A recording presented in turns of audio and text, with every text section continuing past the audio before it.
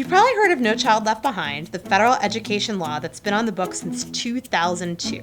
The era of No Child Left Behind, a law a lot of people really hated, is over, and the Every Student Succeeds Act has replaced it. There are a lot of questions now about how ESSA, as it's called, will work.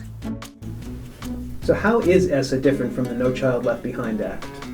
So No Child Left Behind put a lot of power in the hands of the federal government. They were kind of the big dog on the block. And ESSA seeks to really roll that back,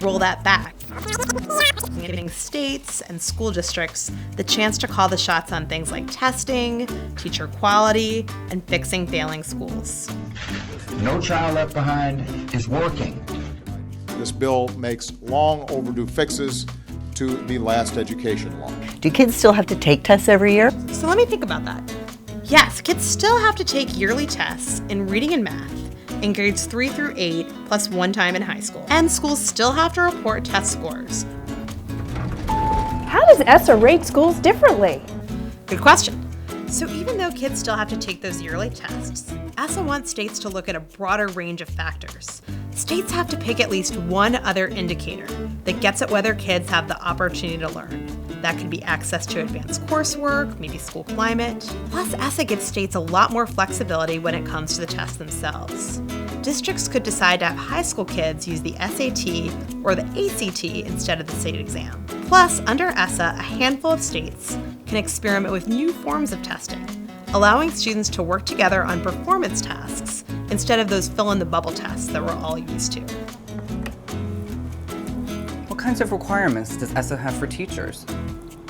So under No Child Left Behind, teachers had to be highly qualified. That meant that they had to have a bachelor's degree in the subject they were teaching plus state certification. A few years ago, the Education Department gave states some wiggle room on that requirement, as long as they promised to evaluate teachers in part based on student test scores. As it ended up, though, a lot of teachers found that frustrating. It was really hard to get those evaluations right. Under the new law now, states are in the driver's seat when it comes to teachers. They can decide if they want to stick with highly qualified or those evaluations based on test scores, but they don't have to do either. And what does ESSA say about the Common Core? So ESSA says states must set standards that get students ready for college without the need to take remedial courses. But the federal government can't tell states what their standards should be or encourage them to adopt a certain set of standards, including the Common Core. What does ESSA say about low-performing schools? States will still have to identify and fix the bottom 5% of schools and those with really high dropout rates. Hold on a moment. Has ESSA already hit schools? Not quite yet. It won't be fully in place until the 2017-18 school year.